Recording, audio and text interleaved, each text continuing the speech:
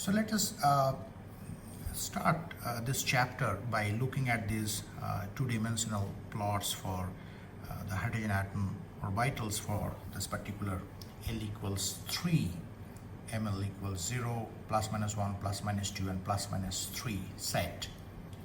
So as we know that when L equals 3, then ML can go all the way from 0 to plus minus 3. What is interesting here is that when L equals 3 and ML equals 0, the lowest value of ML, we find that the probability of finding this electron is mostly along z-axis. There is some certain probability of finding this particle away from z-axis. Obviously this is not exactly on z-axis, but it is mostly along the z-axis. But as we go on increasing ML, plus minus 1, plus minus 2, plus minus 3, what you find is that the probability is slowly coming from z-axis to the xy plane. Here the probability is mostly on the xy plane. If we try to draw the xy axis, we can do that. So suppose this is the y-axis and this one is the x-axis. So obviously this probability is more distributed along the xy plane rather than on the z-axis, and here these two cases it is almost half and half. So slowly this is going from z-axis to the xy plane. We can check another set of pictures, and that picture is this, that if we now take, instead of a particular value of L and then increasing value of ML, we take different values of L along with the maximum possible value of mod ML. So L0, ML0, L1, ML plus minus 1, and so on and so forth. What you find is that as we are going more and more in this number, right, the probability of finding this particle on the xy plane, this particular fact that with ML goes all the way from 0 to plus minus L for a given L, this effect is becoming more pronounced as we go the higher and higher L. Now the question is why this particular thing is happening. Why the probability of finding the electron in the hydrogen atom is changing from z-axis to the xy plane as we are increasing ML. What's the relationship between these probability distributions and the ML? In order to understand that, we need to talk about more onto this chapter that we are now starting, and that is the angular momentum chapter. We'll be talking about only the orbital angular momentum here. There is another type of angular momentum we call the spin angular momentum, and we'll not be talking about spin angular momentum here. Maybe I'll be talking about spin in some other lecture, but at this moment we'll be concentrating only the orbital angular momentum. We know that the orbital angular momentum is generally represented by this vector L and is given by R cross P, where R is the position vector and P is linear momentum.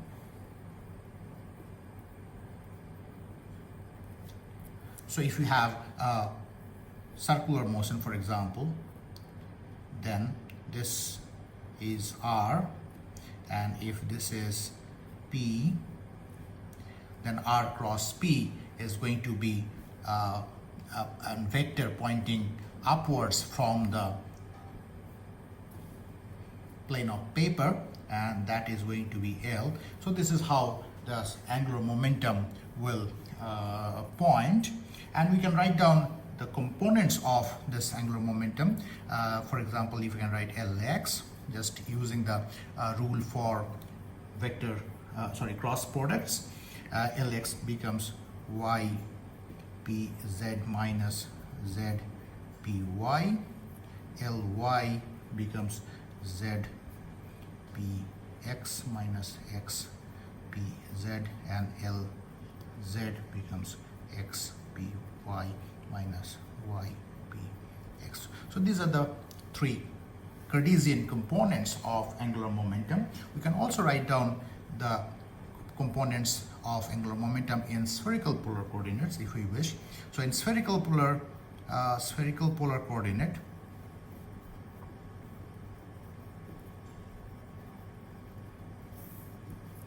we get Lx, this operator Lx.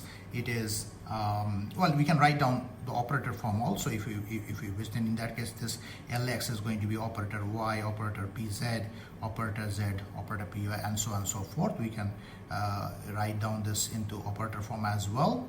So these components, which are generally just the vector components, can be converted into the operators corresponding to that particular component in quantum mechanics, just in a simple way. So this relationship will just directly give me the operator form.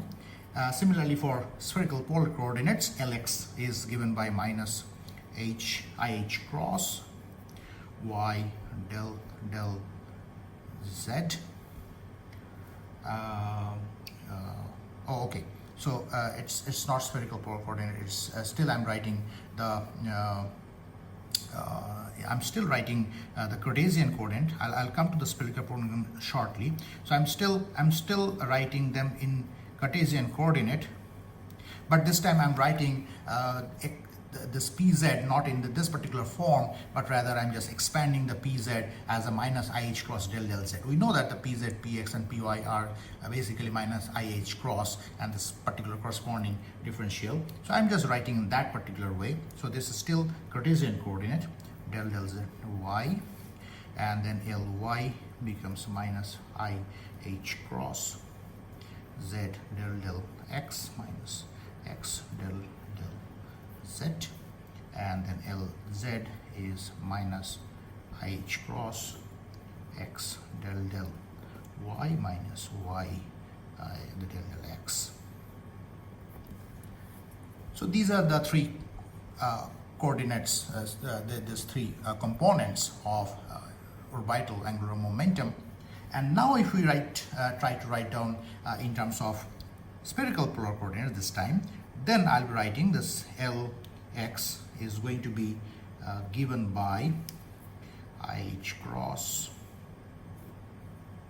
sine phi del theta plus cot theta cos phi del phi, and then Ly is given by ih cross minus cos phi del theta plus cot theta sine phi del phi, and then Lz finally is minus ih cross del phi.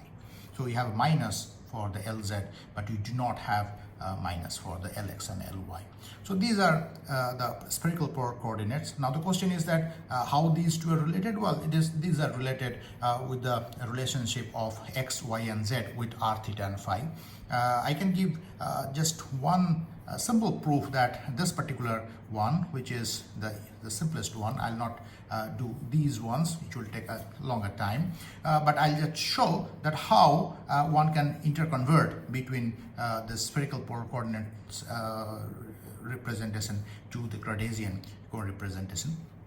That we can do, and let's do that. So if we start from the relationship between the x, y, z and r, theta, phi, which is known to us. So x, y, z and r, theta, phi are related like this. X is equal to r sine theta cos phi, y is r sine theta sine phi, and z is r cos theta. We know these relationships. Then we can use these to write down the del phi, which will be del x times del x del phi plus del y, then del y del phi, and then plus del z, and then del z del phi. Now we can use the value of del x del phi, del y del phi, and del z del phi from this relationship. Obviously, del x del phi is a minus of r sine theta sine phi, which is minus, that means it's minus y, and therefore we can write this as a del x of minus y, and then I write down del y, and this del y del phi is just x, and this is 0 because del z del phi is 0 because z is not a function of phi explicitly, so this is 0. So therefore we get del phi is equal to minus y del x plus x del y, right? So therefore if I try to write down the quantity as minus of I h cross del phi, the reason I'm writing this particular quantity is that we know that for Lz I have minus I h cross del phi, that's the Lz. So what I'm going to try to prove is that this quantity is equal to this whole quantity, right? This whole quantity. So this is what I'll be doing. So this is equal to minus of I h cross, and then del phi is this quantity. So I'll write down the this one first. I'll write on x del y, and then a minus of y del x. This is what I'll be writing. So this is equal to our Lz, because we have seen this. Let me check this whether it's matching or not. So this is, so minus I h cross, and then x del y minus y del x. So this way each of these can be converted. It is necessary that we already have del phi written in terms of x and y.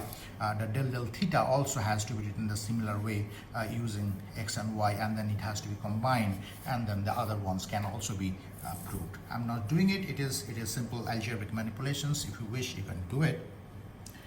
I'll move on, and then I'll be talking about another operator, and that operator is L square operator. So L square is that if you just think that L is just the vector L, which is the angular momentum vector, for which you have three components Lx, Ly, and Lz, then in that case the relationship of vector gives me that L square is Lx square plus Ly square plus Lz square, and that will give directly me that L square operator is going to be of this form. So this particular thing, what I'm going to write down, it can be obtained again through simple algebraic manipulations if you know the Lx, Ly, and Lz forms, either in Cartesian coordinate or in spherical polar coordinates.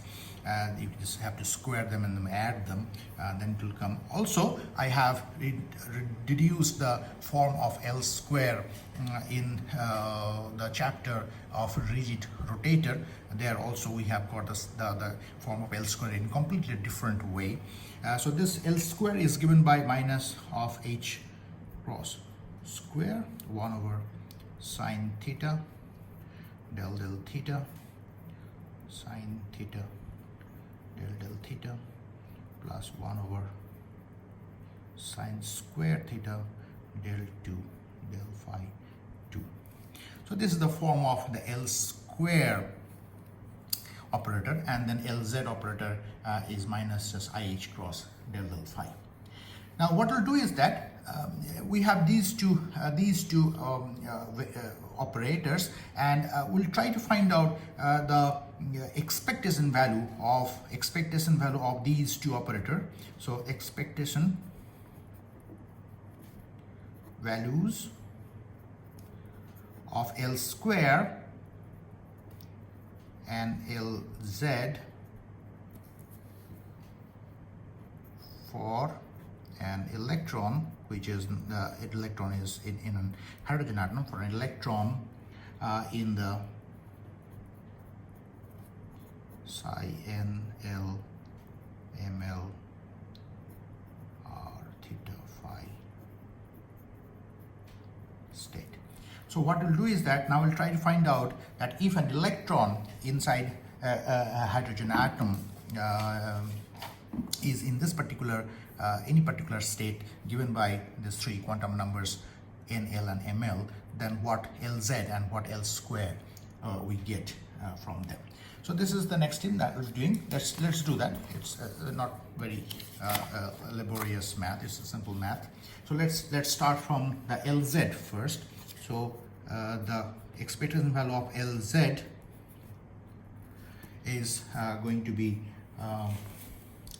the 0 to infinity, 0 to pi, and 0 to 2 pi, the ranges of the three coordinates. And then we should have n, l, ml star, and then we have Lz operator at the middle, and then we have n, l, ml, and then you should have the d tau. Similarly, we can get this for L square. Only thing is that this Lz is going to be replaced by L square. Ideally, I just want to make a comment that I'm supposed to actually write down, instead of this only the space part, I should write down the entire full state, or the quantum state of the electron, which is a function of not only the space r theta phi but also t, right? But I have not done that because already you know that this capital psi is given by the small psi NLM or NLML multiplied by minus I E N T over H cross, and as this particular form is present there for this time part, the moment I'll be doing as a capital psi star, and then we have an Lz and the psi, right? Now this will simply collapse these part and make it one, because this Lz operator is not an operator which has time as an explicit variable. So as this is not true, so therefore the time part can easily be combined to give one. So therefore whatever will be left over is basically the space part over, because Lz is an operator which has only the space coordinate, so it will act on this particular quantum state. The time part will be dropped anyway. So therefore this is not very surprising, because you know that this form is for a stationary state in which expectation value of any operator, be it Lz or L square or any operator, the expectation value of an operator is always time independent. So therefore this is the equation that we need to solve now. Now we already know that Lz is given by minus IH cross del phi. So if we have this, then we can simply act Lz operator on the psi n l ml, and this I can do I can write down in this way that this Lz will act only on the phi part of the in this psi, right? Because this is only del phi, this particular thing. So therefore if we just do this, then what we can write down is minus IH cross comes out anyway, and then I can write down the R N L R part out, and then I can also write the theta part out. So theta L ML theta is out, and therefore this is simply going to be a del phi, which is the ML, is the phi, and then del phi. So this is the relationship it will happen. So this is Lz acting on psi. So this part Lz is acting on psi, and also we know that this phi, capital phi ML phi, is having a certain form, and that is I ML phi. So therefore del phi del capital phi del small phi, if you wish to call it that way, is simply going to be, so del m phi del phi is going to be I ML capital phi, right? So therefore I can see that this particular term is simply going to give a minus of H cross. So therefore this one is giving me that minus of IH cross, right? And then this was giving an IML, so I can get another IML out. And then you have an R and then theta and this phi together, that will bring me back the NLML again, because this R theta phi is psi. So therefore I get this is equal to, so therefore you have this MLH cross, the I square will cancel with this minus sign, and then this is just MLH cross. So therefore this LZ now becomes LZ is given by the triple integration remains as it is, and then we have a psi star NLML, and then we get MLH cross in the middle, a constant, and then you have a psi NLML, and you have a d tau, the volume element. MLH cross is a constant, so it will come out, and therefore we get this is equal to MLH cross, and then this normalization scenario. Now as this psi is normalized, so this is equal to 1, so this becomes MLH cross. So the LZ component, the Z component expectation value is MLH cross. So now, before I go to the L square, let me now give you the reasoning that I started this lecture with, that why the probability of finding this electron inside this atomic, the hydrogen atom, slowly goes from the z-axis all the way to xy plane as ml goes from 0 to the plus minus L, the maximum value. What we see is that the z component of the angular momentum, or the expectation value, the observed value, is proportional to ml. So that means larger the ml, larger the z component. Now imagine I have a particle which is moving. So if I have, this is my z-axis, this is z-axis, and suppose this particle is moving along a circular path. For let's take a circular path for simplicity. If this particle is moving in a circular path on the xy plane, we know that the L, the angular momentum, is going to be pointed exactly on the z. Is in this particular, perpendicular to this plane, right? So we know that if a vector is pointing towards the z-axis, then in that case the length of the vector and the z component is same, right? That is the z component. So therefore, now this is the maximum z component that you can, the maximum z component that you can get if you have this particular scenario, right? This particular scenario. So the z component is maximum. So what does it mean? And when, so therefore, as the ml goes all the way from 0 to plus minus 1 to plus minus 2 to all the way to plus minus L, the maximum value of ml, right? The z component increases. When the z component will increase? When this electron will have a rotation, or it will be existing onto the xy plane. Because if it is in rotating xy plane, then only the angular momentum will point towards the z-axis. Well, it will not exactly be z-axis, that is not quantum mechanically allowed. Neither we have an orbit like this. I'm just giving an analogy. So the whole idea is that as ml goes higher and higher, the z component becomes higher and higher, and we know that if the z component will be higher and higher if this vector is slowly moving towards z axis. And that means that when this particular rotational plane is now in xy plane, then it is the maximum. On the other hand, now if this particle is now moving, suppose in this particular plane, which is perpendicular to the xy plane, then the L is along this. So therefore the LZ component, right? If L is this way, then the Z component is 0, right? We know that if ML is 0, then Z component is 0.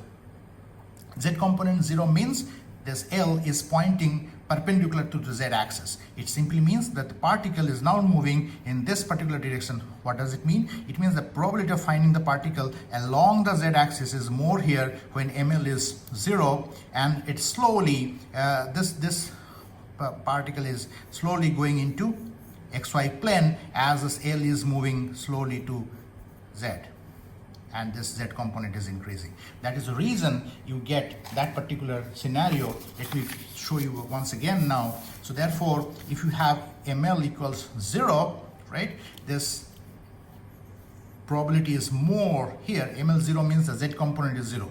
When the z component will be 0, when L is going to be pointing perpendicular to the z-axis. It has to be perpendicular to the z-axis when the electron is basically moving in this particular plane, which is collinear with the z-axis, right? That is how, and if it has to move in this particular plane, then the probability of finding the particle will be definitely more along the z-axis, and that is what the orbital is showing. On the other hand, here the probability of finding the particle on the xy plane is more. That means it is not exactly rotating in a single orbit, Bohr orbit. No, that picture is wrong. But it is more or less staying more time onto the xy plane, and that is why its z component, maybe the L is somewhere here, so the z component is much higher now. That is why the ml is plus minus 3, which is a very large z component, because the z component is proportional to ml. So L, as Lz is proportional to ml, this particular shape is coming. So let's now after this explanation of this one, let's move to the L square expectation value. Let's find the L square expectation value now. So we know that the L square operator is given by, I have already done it, so let me write it down one more time. Minus h cross square 1 over sine theta del theta sine theta del theta plus 1 over sine square theta del 2 del phi 2. So this is the L square, and now if I have to act this L square on psi n L ml, I can write down directly that, okay, we have a theta operator here and we have a phi operator here. So when I'll be operating this part, I'll take r and capital phi out, and when I'll be taking this part, when I'll take the capital R and capital theta out, correct? These are partial derivatives with respect to only one variable. So if I do that, I'll get minus h cross square as it is. So r is coming out and L, and then we have phi also coming out in this particular case, and then we have the enter 1 over sine theta del theta, and then sine theta del capital theta del theta plus well, I can take this minus, overall minus over here, so I can modify this to minus, and then it will be minus h cross square, and then r and theta comes out this time, and then it is sine square theta, and then del 2 capital phi del phi 2. So we know the value of del 2 capital phi del phi 2. This is going to be simply minus of ml square capital phi, because you have an I ml coming, so I square is minus, so this is going to be minus of ml square capital phi. So if I just use this particular value here, and if I use this one, right, so this particular portion is known from the hydrogen atom derivation that we encountered this particular portion of the equation in the hydrogen atom lecture series, in lecture 2 to be specific. I'm giving a link of lecture 2 in case you want to see once again how this particular portion came. So in that particular lecture we have found that 1 over minus of 1 over sine theta d theta, and then sine theta d capital H d theta plus ml square capital H capital theta over sine square theta is equal to L into L plus 1 capital theta. So this entire thing that I have written down, this was obtained in the hydrogen atom problem lecture 2. I'm giving a link for that. So this is true, that this L is the same L as that we are using, this NL, and the same ML, so therefore I can simply use this part. So what I'll do is that this part I'll be replacing by the rest of this thing, and then I will be getting L square once again when it is acting on NLML. I'll be getting is equal to H cross square, then R, and then phi, and then I'll be writing this into L plus 1 capital theta minus ml square capital theta sine square theta. So therefore this whole thing, this particular thing, along with this negative sign over here, if you take this negative sign over here with this one, so this becomes minus of 1 over sine theta del theta sine theta del theta, which is this part, is equal to L into L plus 1 theta minus of this portion ml square theta. So that is exactly what I have written down, L into L plus 1 theta minus of this. So this is replacing this part, and then we have this one already. Now this minus and this minus is going to be cancelling each other, so we have a plus over here, and that is going to be H cross square ml square, and then you have R, and then you have theta, and you have then phi, and then sine square theta. So this is what we get, and now we obviously see that this again, now this particular portion is going to be cancelled by this one, because we have an H cross square R theta phi here, R theta phi, and ml square, and then over sine square theta. So therefore this one is cancelling with this thing, and what is remaining is just L into L plus 1 H cross square and R theta phi. So it has L into L plus 1 H cross square, and then you have R and the full theta and the phi, which again is equal to psi n L ml. So therefore we get this is equal to L into L plus 1 H cross square psi n ml. So if we have L square acting on psi, becomes L into L plus 1 H cross psi. So obviously we can now find out the L square, which is just you have to take a triple integration. So this is L square expectation value now, triple integration of the psi, and then L square and the psi and the d tau, and we know that this portion is this one. So this is equal to L into L plus 1 H cross square, taking out triple integration psi star psi d tau, and now this one is 1 because it is normalized. So this is just equal to L into L plus 1 H cross square. So therefore we get the expectation value of L square is equal to L into L plus 1 H cross square. So therefore we have got both the expectation values now, and then we have to find out their values from the expectation value. So let me see what I'm talking about. So what I'm talking about is that we have found the LZ expectation value is ML H cross, and L square expectation value is L into L plus 1 H cross square. So these are expectation values. Doesn't mean that this doesn't directly mean that LZ is equal to ML H cross. Expectation value is the average of different outcomes. That if you have a system which is an electron is the system, the electron is in a particular state given by L, N, L and ML, these three quantum numbers. In that particular state, if you try to measure LZ several times, several million times, and if you take the average of all those outcomes, then that outcomes will be MLH cross. This doesn't necessarily mean that LZ is this.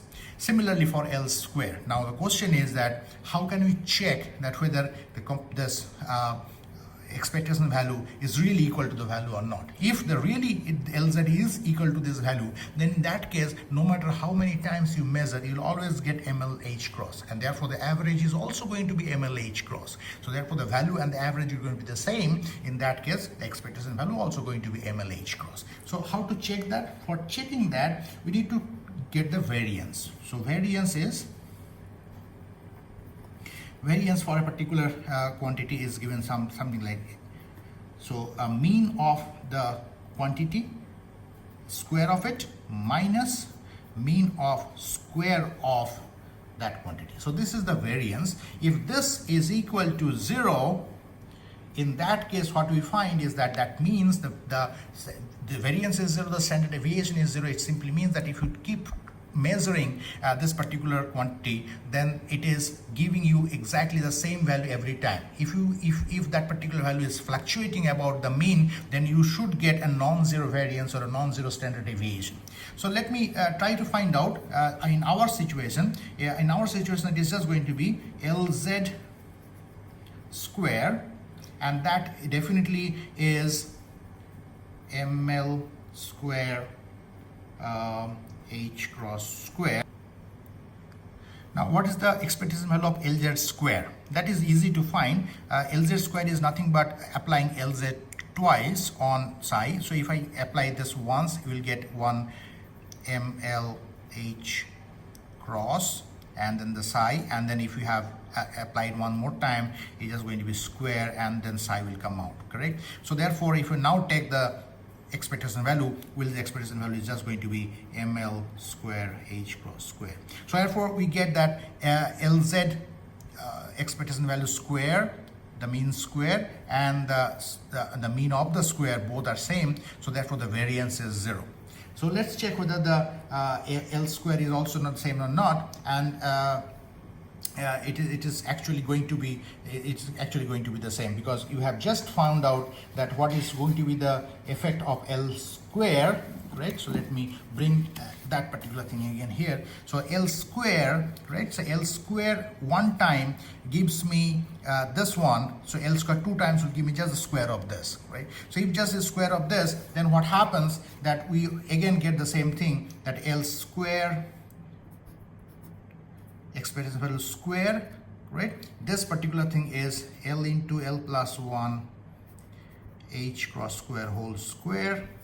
At the same time, if I take L square and then we take an expectation value, it is going to be exactly the same, L into L plus 1 H cross square, exactly in the similar way. So both cases we find that the variance of both the LZ and L square is 0. What does it mean? It simply means that not only the expectation values are like this, but also their values are there. So therefore we conclude that LZ is given by not only the expectation value, but LZ is given by MLH cross, and L square is given by L into L plus 1 H cross square. And so this, what are these two meaning? It means that this is the Z component of angular momentum, orbital angular momentum, and it is the square of the length of the vector. So if I just take the L, correct, the mod, so the length of the vector angular momentum, that is just going to be root over of L into L plus 1 and then H cross, that is the length, and therefore this particular LZ is going to be the Z component. So this is how the LZ and L are coming together, right? So the next thing that we should do is that we should go and check whether this LZ obviously is MLH cross, L square is this. The question is, if the electron is now in psi NL ML, right, can you measure Lx and Ly also simultaneously? So I have already measured Lz, and that is coming to MLH cross. I I can measure the length of the vector, or the square of the length of the vector. That is going to be this one. What about Lx and Ly? Can we measure simultaneously all three components of L? That will depend on the commutation relationship between Lx, Ly and Lz. So it is important because we know from our earlier lectures on quantum mechanics that two operators which do not commute, they cannot be simultaneously measured. Right? So if we have to measure both Lx, Ly along with Lz, then these three components should commute with each other. So let's check the commutation relationship of these components, and that's the next thing that we'll be doing. So we start the commutation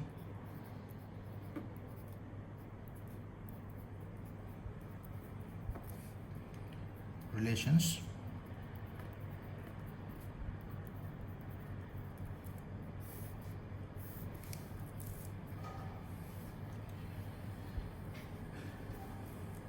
So we already know that Lx operator is given by y of minus IH cross del z minus z minus IH cross del y.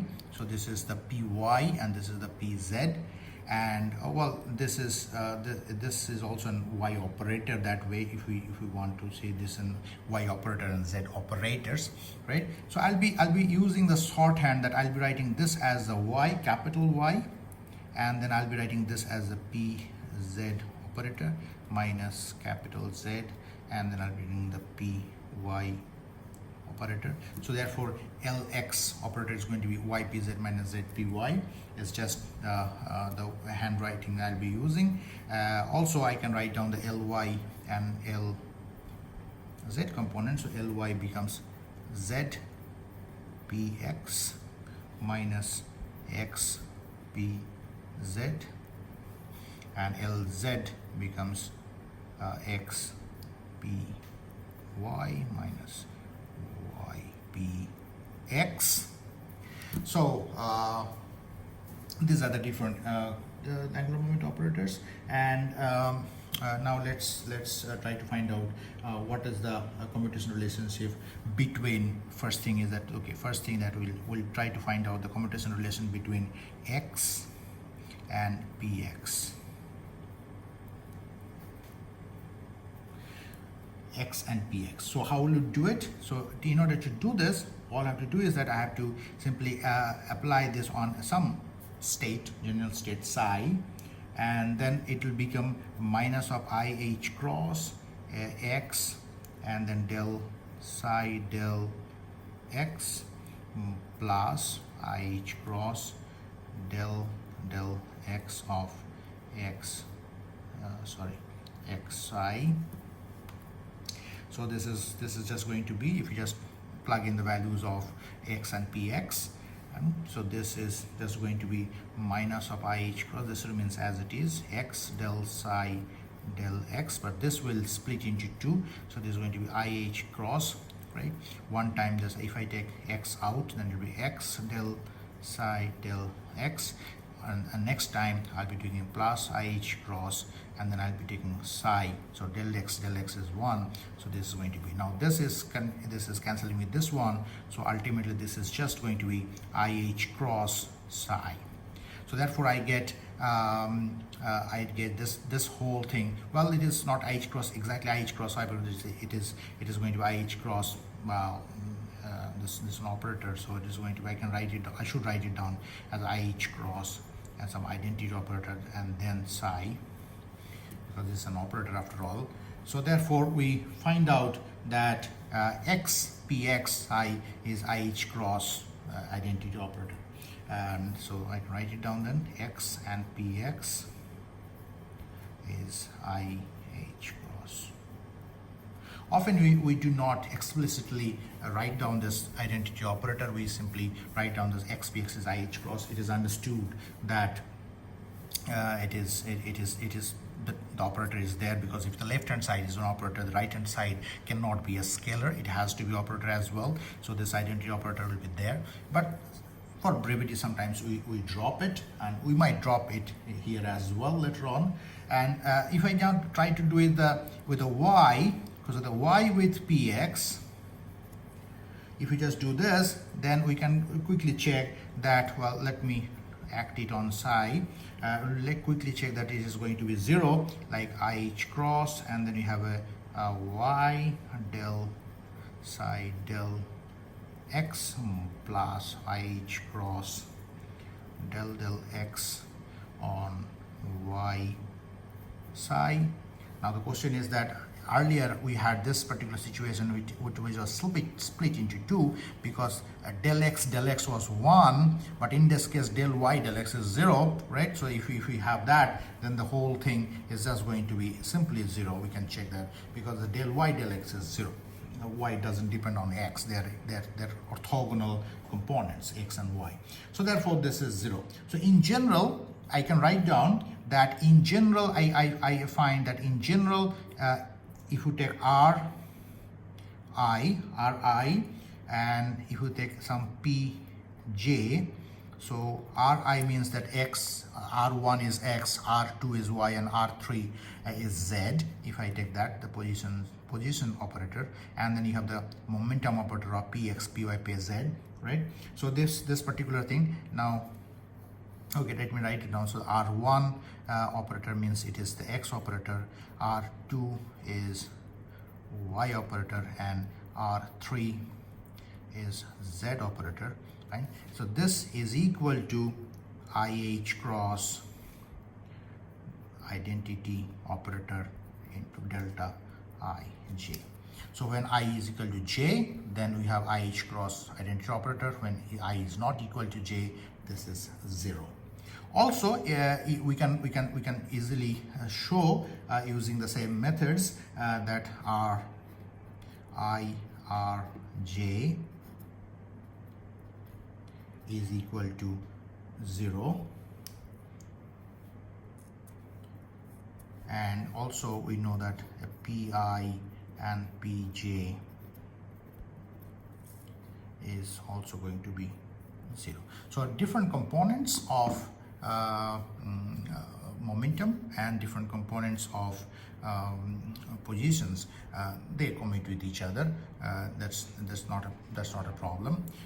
But the different components of a particular component of position with the corresponding component of momentum, that particular commutator is non-zero. Otherwise, if you have a particular component and another corresponding component of px, that they commute.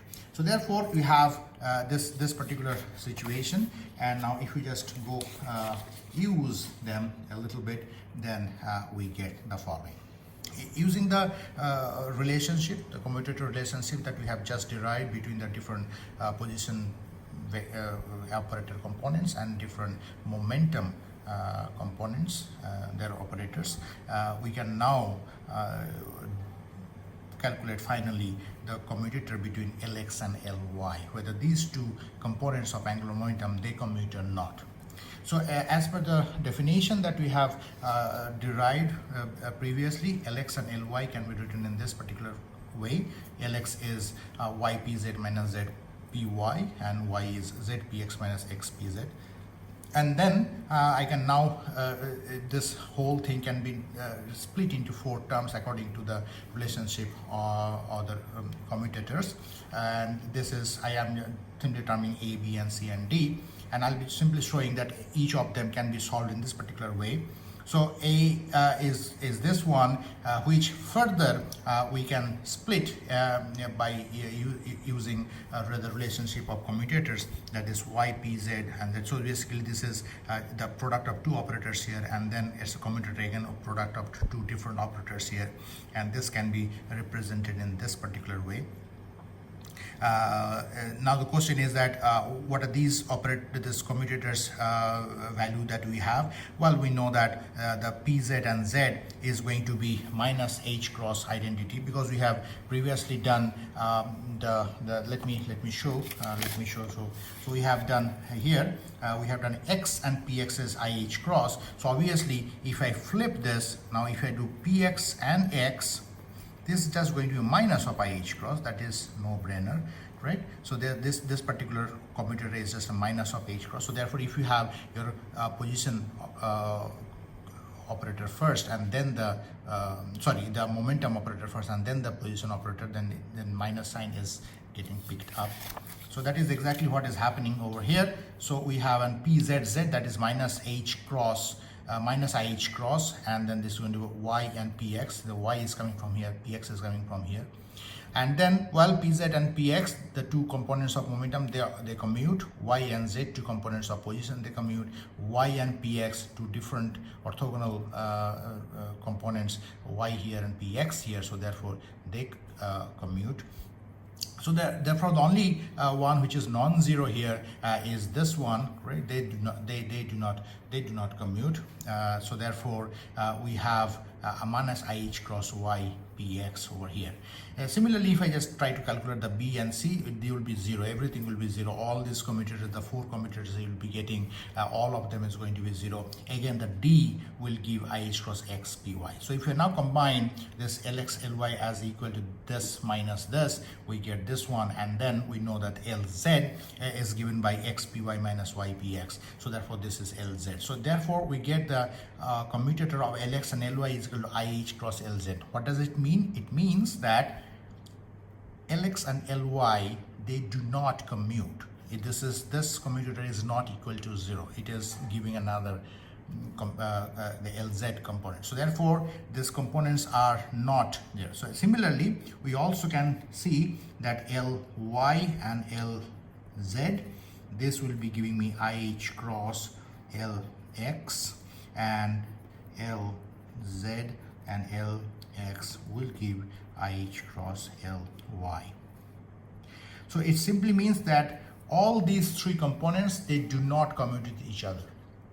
What is the implication? The implication is very simple, that in a particular quantum system, these three components of angular momentum cannot be simultaneously measured. We can measure any one of them. The moment we measure any one of them, the other one cannot be measured. Other two cannot be measured. But the L square and LZ, that was simultaneously measured. So it simply means that L square must be commuting with LZ. So what it turns out to be that not only the L square, but not only the LZ, but L square commutes with all three components of LX and LY and LZ. That is why we can actually measure L square in any particular system along with just any one component. So let's see quickly whether L square commutes with any other or not. So suppose, for example, I take L square and LX, for example, now, and this is equal to, now L square is LX square plus LY square plus LZ square, and then you have LX. And this can be easily written. Obviously, LX is commuting with LX square, so this commutator is a no-brainer. So I can write down this LY square with LX and plus LZ square with LX. Correct? LX square with LX will definitely commute. The same operator definitely commutes with itself. That's not an issue. And now I can further split into different terms using the relationship of commutators. I can write down this Ly, and then it's Ly Lx plus it is Ly Lx and then Lx again. No, sorry. So it's L square is Ly. So it's Ly two times. So Ly one time, it will be Ly, and then plus is going to be LZ and then LZ LX and LZ LX, and another one will be, let me see, LZ will be coming at the end. So it's going to be LZ LX and another LZ over here, because LZ is square. Correct. Now this is the one. Now the question is that whether this is 0 or this is non-zero. We know that two different components of Ly and Lx, what the relationships are. So we have just found out, not here. So let me see where I have found. So I have just found out these three different relationship that Lx, Ly is IH cross Lz, etc., etc. So I'll simply plug this string here, and then what we'll be getting is this is equal to, is going to be minus of IH cross, and it's going to be Ly Lz minus of IH cross, it's going to be Lz Ly plus IH cross is going to be Lz Ly, and plus IH cross is going to be Ly Lz. So what turns out to be that this is equal to 0, so it cancels everything. So similarly, it can be also shown that L square is commuting with Lz and Ly as well. So therefore, L square commutes with any of the Lx, Ly and Lz. So therefore, L square and any one of the components of between these three can be simultaneously measured. However, as these components do not commute with each other in any system, these components cannot be measured simultaneously. So that is how this angular momentum goes. So I think this is good enough for this chapter. So I conclude this chapter of angular momentum, the orbital angular momentum here. In some other lecture, I might discuss about the spin angular momentum, but for the time being, let's conclude this chapter. Thank you.